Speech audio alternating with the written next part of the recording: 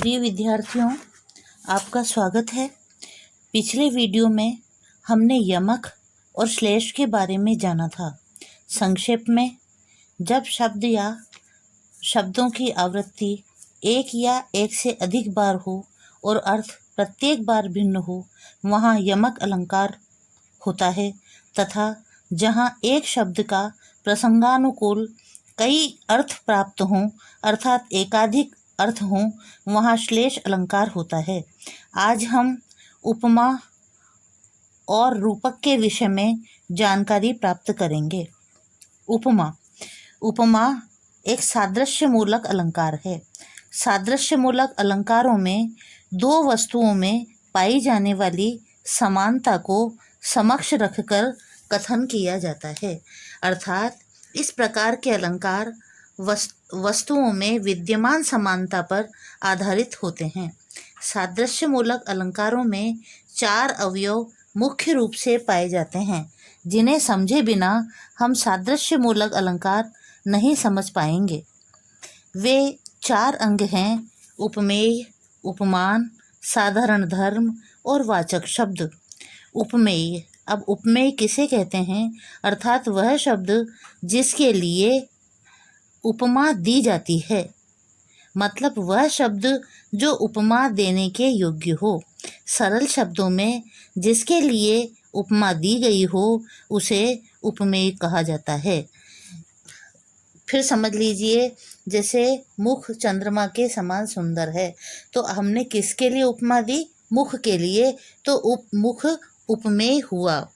उपमान, जिसकी उपमा दी गई हो, अर्थात उपमेय को जिसके समान बताया गया हो, वहाँ पर उपमान होता है। जैसे मुख को चंद्रमा के समान बताया है, तो चंद्रमा यहाँ पर उपमान हुआ। साधारण धर्म, वह विशिष्ट गुण या क्रिया जिसके कारण उपमा दी गई हो, साधारण धर्म कहलाता है।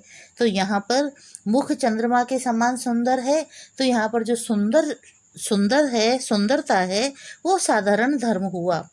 वाचक शब्द, वह शब्द जिसके माध्यम से समानता बताई गई हो, वह वाचक शब्द कहलाता है। जैसे मुख चंद्रमा के समान सुंदर है, तो यहाँ जो समान शब्द है वो समान शब्द वाचक शब्द है, क्योंकि इसी के द्वारा हमने उपमेय की समानता उपमान से बताई है। अब फिर देखें, वह वस्तु जिसके लिए उपमा हो उपमेय कहलाता है। अर्थात जिसकी समानता बताई जाए उपमेय, जिससे समानता बताई जाए वह उपमान, जिस कारण बताई जाए वह साधारण धर्म, और जिस माध्यम से बताई जाए वह वाचक शब्द कहलाता है। एक उदाहरण देखते हैं। मुख चंद्रमा के समान सुंदर है, उसकी व्याख्या हम कर ही चुके हैं।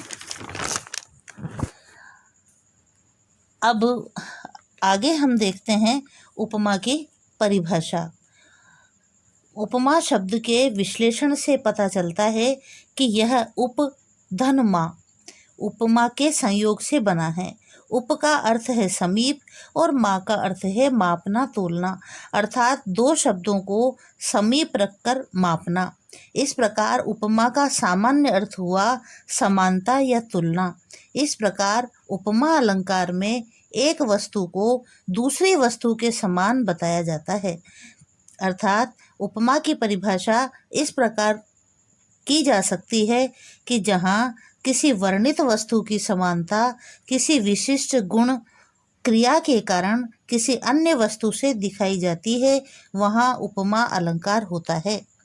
या कहा जा सकता है कि इसके चार अंग होते हैं: उपमेय, उपमान, साधारण धर्म और वाचक शब्द। उदाहरण के लिए, मुख चंद्र सम मंजु मनोहर। यहाँ मुख उपमेय है, चंद्र उपमान है, मंजु मनोहर साधारण धर्म है और सम वाचक शब्द है। यहाँ चारों अंग उपस्थित हैं, अतः यह पूर्णोपमा का उदाहरण है। पूर्णोपमा अर्थात पूर्ण धन उपमा। जहाँ उपमा में चारों अंग उपस्थित हों, वहाँ पर पूर्णोपमा होती है। जहाँ एक दो अंग लुप्त हों अर्थात स्पष्ट रूप से दिखाई न दे वहाँ लुप्तोपमा होती है। जैसे मुख चंद्र सम। यहाँ साधारण धर्म का उल्लेख नहीं किया गया है, अनुमान पर छोड़ दिया गया है, अतः लुप्तोपमा का उदाहरण है। एक अन्य उदाहरण देखिए, पानी केरा बुदबुदा अस मानस की जाति। यहाँ मानस की जाति उपमेय और पानी केरा बुदबुदा उपमान है।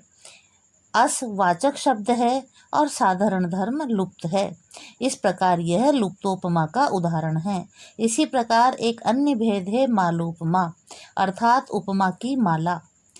तात्पर्य उपमेय की समानता दो या दो से अधिक उपमानों से बताई जाए वहाँ मालोपमा होती है। अर्थात यहाँ पर उपमान की एक तरह से माला प्रदर्शित कर दी जाती है।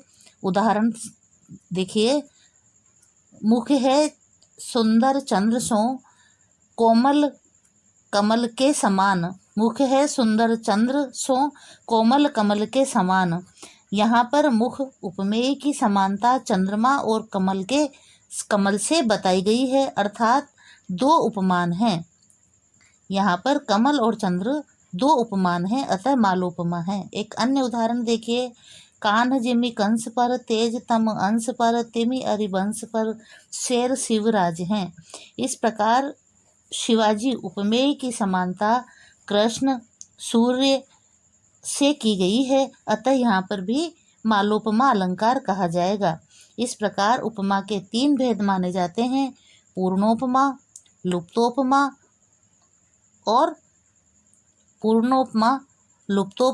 और मालोपमा। अब दूसरा अलंकार देखिए, रूपक। जब एक वस्तु पर दूसरी वस्तु का आरोप किया जाए अर्थात जब एक वस्तु को दूसरी वस्तु बना दिया जाए तो रूपक अलंकार होता है।